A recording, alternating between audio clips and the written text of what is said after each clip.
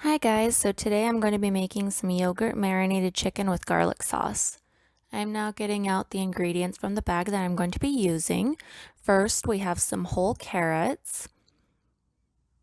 We also have some cilantro, a lemon, some Israeli couscous, a bulb of garlic, some yogurt. There it is. Some sour cream, some tuna sin spice blend. I hope I said that correctly. Some chicken stock concentrate, some chili flakes, and the chicken cutlets for the chicken dish.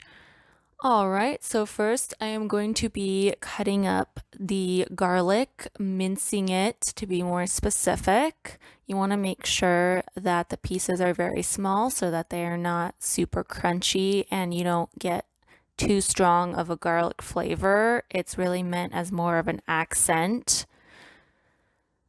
because it is going to be used to make the sauce for the chicken. So you don't want it too strong unless you like very strong garlic flavor, in which case you can leave them in bigger pieces. It's up to you.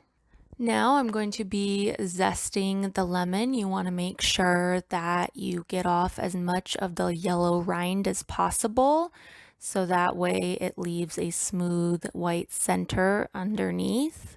Well, not center, but white kind of pulp underneath. If you've ever zested a lemon, you know what I mean. But anyways, I'm gonna zest the lemon, like I said, until it is done. So after you zest the lemon, you want to cut it into quarters so that way you will have multiple sections to juice for different part of the recipe. Then take the chicken cutlets and put them onto a plate. And we're actually going to be blotting them with paper towels to get all of the juices off so that way the coating will stick better when we put it on later. I am now going to be mixing the sauce for the chicken. I'm going to be combining the Tunisian spice, half the yogurt. You're going to be using the rest later, half the garlic, and some olive oil.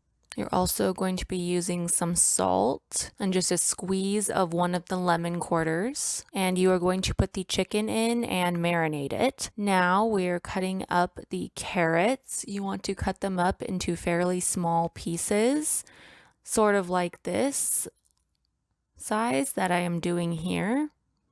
You also want to peel them before you cut them. I forgot to mention that. You want to peel them so that way they're nice and smooth. As you can see here, if you cut them into too thick of pieces, you're going to have to cut them in half because otherwise they will be tough to eat later on. Now you're going to chop up the cilantro. You want to chop it into fairly small pieces, so make sure that you go over it several times.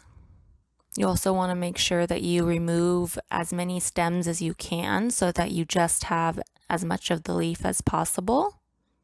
It can be tedious, but it will be worth it in the end so that you are not chomping on stems.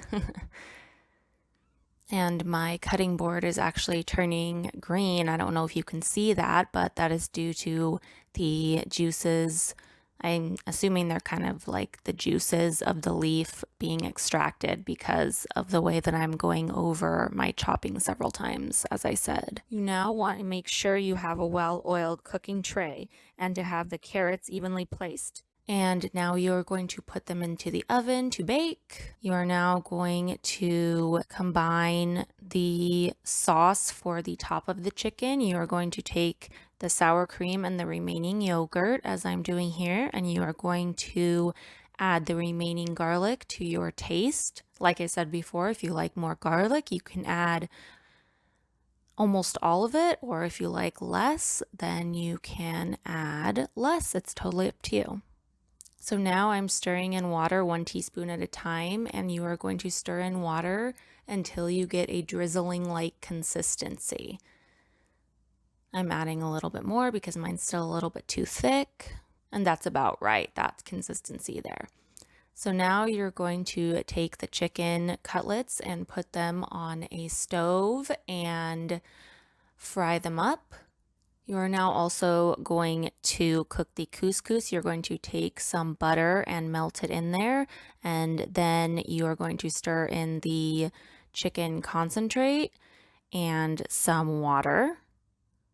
And then you are going to bring it to a boil and then reduce the heat to low and let it simmer for a little while.